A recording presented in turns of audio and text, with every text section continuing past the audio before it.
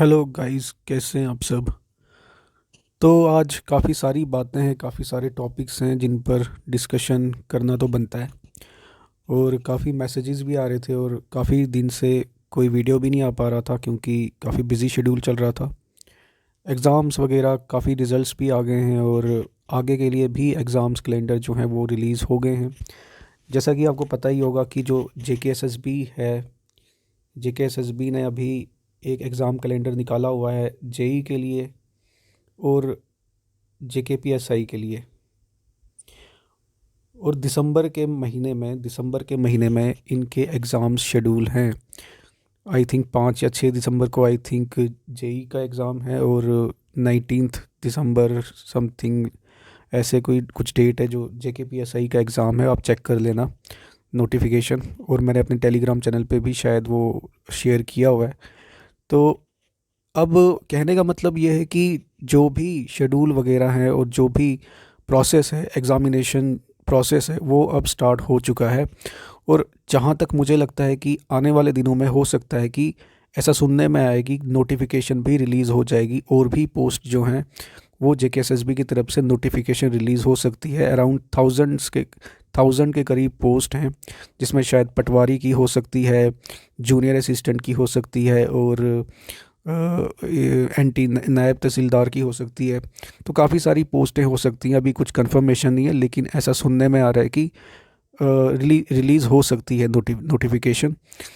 और फिर साथ ही साथ जो बाकी के एग्ज़ाम्स हैं जैसे कि जेकेएस का अभी अभी रिज़ल्ट जो है, जेकेएस 2021 का जो रिज़ल्ट है मेंस का, वो काफ़ी 7 से 8 महीने के बाद अनाउंस हुआ है। और इसमें काफ़ी सारे इश्यूज़ आ रहे हैं जो कैंडिडेट्स हैं। इसमें सबसे बड़ा इशू इनका ये है कि स्केलिंग और मॉडरेशन जो है वो अडॉप्ट नहीं की है अभी जेकेपीएससी ने। और कई सारे ऑप्शनल्स ऐसे हैं जिनमें से शायद एक भी कैंडिडेट जो है वो सिलेक्ट नहीं हुआ है। तो ये एक बहुत बड़ा इशू है और मुझे लगता है कि जेकेपीएससी को मॉडरेशन और स्केलिंग ज़रूर अडॉप्ट करनी चाहिए। क्योंकि फिर वैसे जो एक लेवल प्लेइंग फील्ड होता है वो रहता नहीं है फिर, क्योंकि एक ही ऑप्शन जो है वो बहुत ऊपर निकल जाता है और जो बाकी के ऑप्शनल्स हैं वो डाउन हो जाते हैं। तो मुझे लगता है कि कहीं ना कहीं वो लेवल प्लेइंग फील्ड जो होना चाहिए कंपटीशन में वो नहीं रहता है।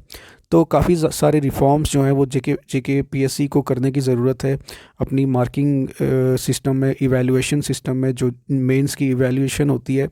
और इसमें काफ़ी सारे रिफॉर्म्स जो हैं वो पेंडिंग है अभी। मुझे लगता है स्केलिंग मॉडरेशन जो है वो अडॉप्ट कर लेनी चाहिए जेके पीएससी को। और अब आने वाले दिनों में ऐसा बोला जा रहा है कि जो नेक्स्ट पोस्ट हैं जेकेएस की, जो जेकेएस 2023 है, उसकी भी पोस्टें आने वाली हैं और अराउंड 200+ पोस्टें जो हैं वो आने वाली हैं। उसकी नोटिफिकेशन भी रिलीज़ होने वाली है। तो आप देख सकते हैं कि अभी जेकेएस मेंस 2022 उसका भी मेंस जो है वो शेड्यूल है फरवरी के महीने में। और जो जेकेएस 2021 के इंटरव्यू हैं वो 19 जनवरी तक चलेंगे।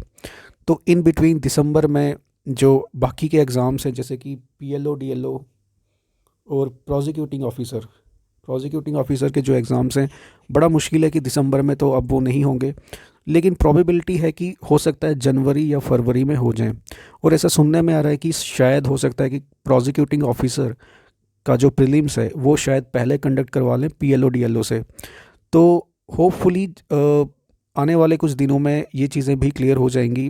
पीएलओ डीएलओ और प्रोसिक्यूटिंग ऑफिसर से रिलेटेड जो भी डेट्स हैं या जो भी शेड्यूल बनेगा इनका जेकेपीएससी का, वो भी क्लियर हो जाएगा। क्योंकि अभी मंडे से ही इन्होंने शायद मतलब ये जम्मू में शिफ्ट हुए हैं और रिज़ल्ट्स वगैरह अनाउंस किए हैं और फिर अब वो शेड्यूल वगैरह बना रहे होंगे अपना। तो जैसे ही कोई इन्फॉर्मेशन मिलती है तो आपसे ज़रूर शेयर करेंगे। और लेकिन मुझे जहाँ तक लगता है दिसंबर में तो पीएलओ डीएलओ और प्रोसिक्यूटिंग ऑफिसर के एग्ज़ाम्स कंडक्ट करवाना बहुत मुश्किल है और अब तो वो नियर टू इम्पॉसिबल है। और अब मुझे लगता है कि हो सकता है कि जनवरी या फरवरी में हो सकता है कि प्रोसिक्यूटिंग ऑफिसर का एग्ज़ाम प्रीलिम्स जो है वो शायद ये कंडक्ट करवा लें, क्योंकि ऐसा सुनने में आया है कि ये प्रोसिक्यूटिंग ऑफिसर का एग्ज़ाम ही पहले कंडक्ट करवाएंगे पीएलओ डीएलओ से। फिर उसके बाद जो है नेक्स्ट जो एग्ज़ाम कैलेंडर है जेकेएसएसबी का, वो भी हो सकता है कि रिलीज़ हो जाए आने वाले दिनों में। क्योंकि आप देख रहे हो कि JKPSI का एग्ज़ाम इन्होंने कंडक्ट करवा लिया, अब दिसंबर में JEE का भी हो जाएगा, और हो सकता है कि जनवरी में फाइनेंस अकाउंट असिस्टेंट का भी हो जाए, जो पेंडिंग है, मतलब जिसकी जो जो लिस्ट जो है वो फाइनेंस अकाउंट असिस्टेंट का भी एग्ज़ाम जो है वो जनवरी में कंडक्ट हो जाए। ऐसा ऐसा तो लग रहा है कि जनवरी में वो कंडक्ट करवा लेंगे। हालांकि उस पे बोला जा रहा है कि रिट फाइल हुई है, बट मुझे नहीं लगता कि कोई स्टे जो है वो अब कोर्ट इसमें कोई भी प्रोवाइड करेगा, और चीज़ें जो हैं अब वो स्मूथ मैनर में ही चलेंगी। और अब जनवरी में मुझे लगता है कि फाइनेंस अकाउंट असिस्टेंट का भी एग्ज़ाम हो जाएगा, और फिर जो आने वाले एग्ज़ाम्स हैं जैसे कि फाइनेंस इंस्पेक्टर और फाइनेंस सब इंस्पेक्टर, VLWO और जूनियर असिस्टेंट की जो पेंडिंग एग्ज़ाम्स हैं, जो हमने फॉर्म्स फिलअप करे थे, शायद 2020 में निकले थे और 2021 में भी निकले थे, कुछ एग्ज़ाम्स पेंडिंग है अभी। और मुझे लगता है कि फाइनेंस अकाउंट असिस्टेंट के बाद उनका भी एग्ज़ाम कैलेंडर रिलीज़ हो जाएगा, और हो सकता है कि वो मार्च या अप्रैल में कंडक्ट हो जाएं। तो गाइज़ अब ये है कि जो स्टार्ट हो चुका है प्रोसेस, एग्ज़ाम्स वगैरह कंडक्ट करवाने का प्रोसेस जो है वो स्टार्ट हो चुका है।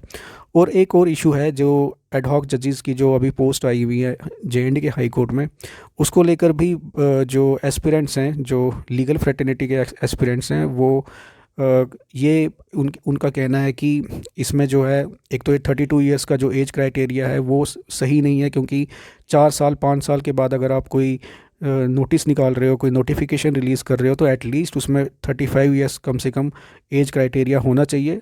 और दूसरी बात यह है कि एडहॉक जजेस से अच्छा है कि आप परमानेंट म्यूनसिप जजेस की जो पोस्ट हैं, नोटिफिकेशन है, वो रिलीज़ कर दो। अदरवाइज़ वो 2 साल के लिए फिर हो सकता है कि फिर एडहॉक जजेस को फिर से एक्सटेंशन मिल जाए, और वो एक्सटेंड होते होते जो परमानेंट म्यूनसिप जजेस की नोटिफिकेशन है वो लटक जाए, यानी वो फिर रिलीज़ ही ना हो आने वाले 4-5 सालों तक। तो मुझे लगता है कि एक बहुत बड़ा इशू है, और लीगल फ्रेटर्निटी के लोगों को इस पे बात करनी चाहिए, और इस पे जो है रिप्रेजेंटेशन वगैरह जो भी बनती है वो देनी चाहिए, जो भी अथॉरिटीज़ हैं।